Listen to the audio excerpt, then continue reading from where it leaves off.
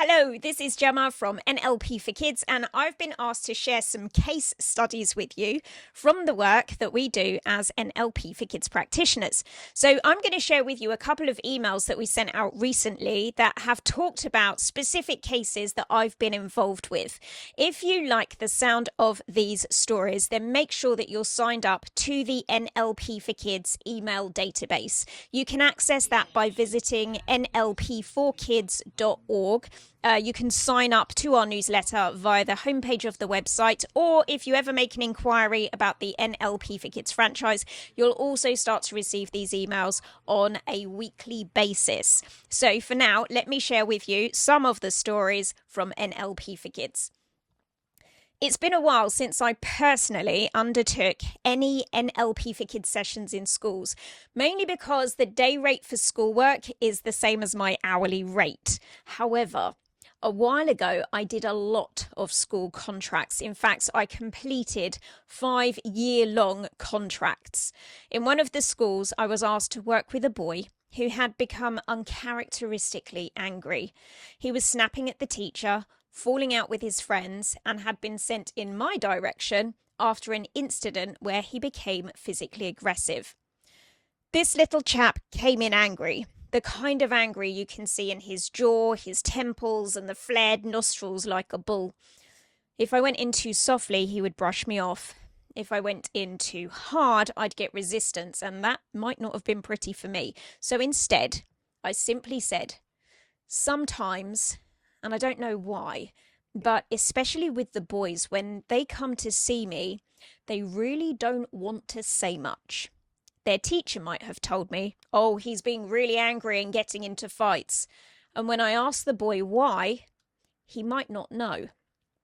Or he might tell me something about someone annoying him or distracting him, but it's not that.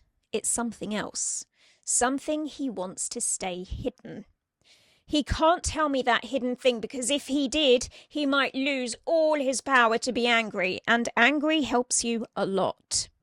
It helps you hold on and hold in all the feelings that came before it. It makes you feel bigger when the feelings you had before the anger were making you feel small. My guess is that you have something going on. I have no idea what it is that made you first feel small, so you covered it up with anger. But anger gets you into all sorts of trouble, and it's actually really tiring too, because it uses up so much energy. So I'd like to help you with that. But first, you're going to have to tell me what's going on. But here's the problem. First, you have to really trust me to tell me what's going on. Sometimes when we tell the truth and let out all the feelings that are happening before the anger, that can be scary. But you don't have to be scared with me. I've got you. I'm really good at helping people with these big feelings. At this point, I noticed his eyes getting red and watery.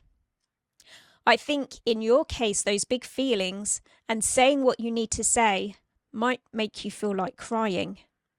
One large wet tear escaped down his face. His bottom lip gave an unfaithful wobble. He was doing his absolute best to hold it all together, but passing him the tissue box was the final permission he needed to let it all go. I started gently. I wasn't going to dive into full disclosure just yet. Nod for me. School? Friends? Home? Home got the nod. Brother? Sister? Pets? Parents. Parents got the nod. Mum or dad? His response was verbal this time. Both. Who is unhappy with who? Are mum and dad unhappy with you? With your brother and sister? With each other? His confidence to speak was building. With each other. How do you know mum and dad are unhappy with each other? Now the ball was rolling. He was speaking freely, the tears were rolling, and the tissue box was fast depleting. He told me that on Friday and Saturday nights, he and his brother would go to bed. His younger brother slept in the same room as him, and he would often, as little ones do, nod off pretty quickly. Then from downstairs, the shouting and screaming would start. It was loud, aggressive, and scary. But here's the real choker. He didn't lay there frightened. He would go and unplug the headphones from his Xbox and pop them over the ears of his sleeping little brother so that he would not be woken up by the fighting from downstairs. I thought that speaking up was the bravest act I'd seen in a long, long time. I thought that his compassion was huge. If this had been a one-to-one in my office, I would have had direct contact with mum or dad, maybe offered them something that would help with their own pain.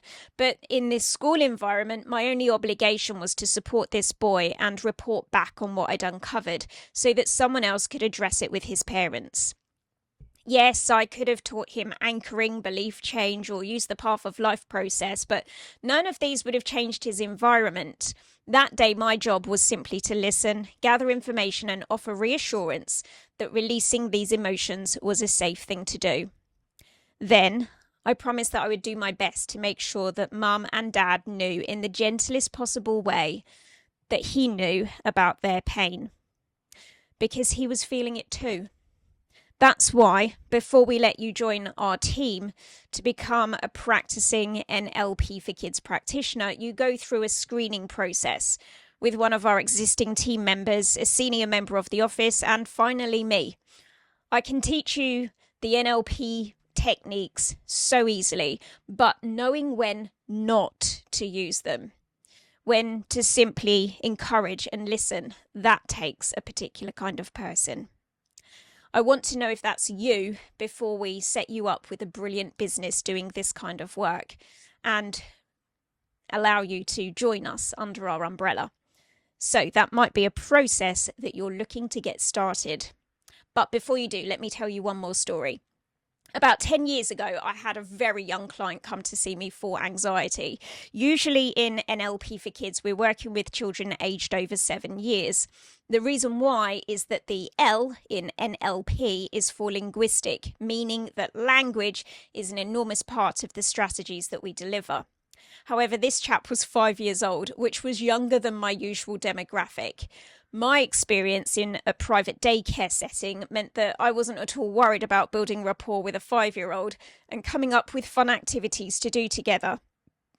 More so, I wasn't sure if I could translate the NLP4Kids activities down to his level.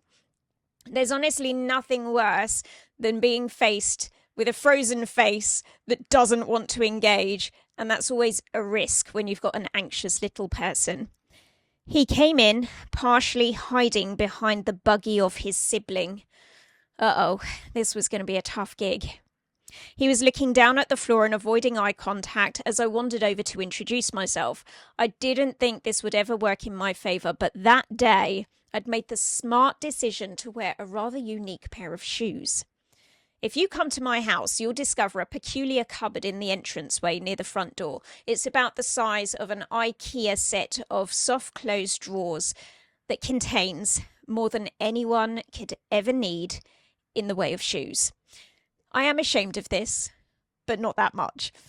These shoes that day fashioned a Scotty dog on one toe with a lead that when you put your feet together, the lead is sweeping across onto the other shoe with a bow tied at the end. They were pretty extraordinary shoes. Anyway, he clocked the shoes with a sudden smile and curiosity, and that was my in.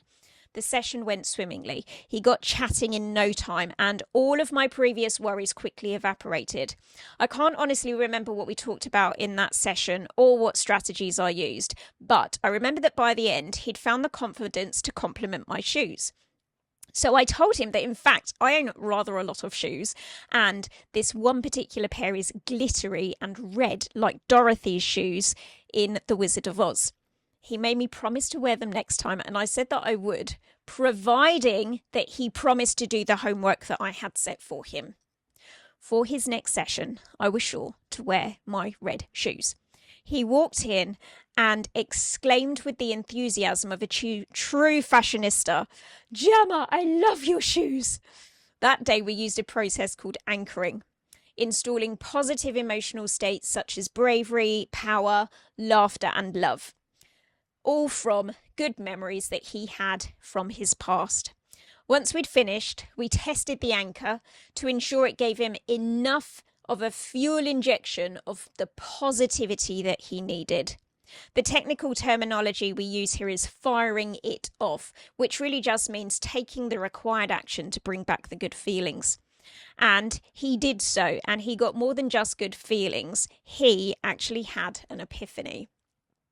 It was great because he had the kind of expressions that told you something had really shifted internally before his mouth even verbalized it. I watched his eyes widen in wonder and realization as he exclaimed, "Gemma, it makes sense now. I used to be a worrier, but now I am a warrior." Sometimes you have a client that not only do you instantly like, but they actually do all of your future clients a huge service by providing you with a catchphrase that you'll coin and use for the next decade and the next, just as I did here. And the next time you're not sure if you can do the things that you really want to do, just remember that you are a warrior and not a worrier.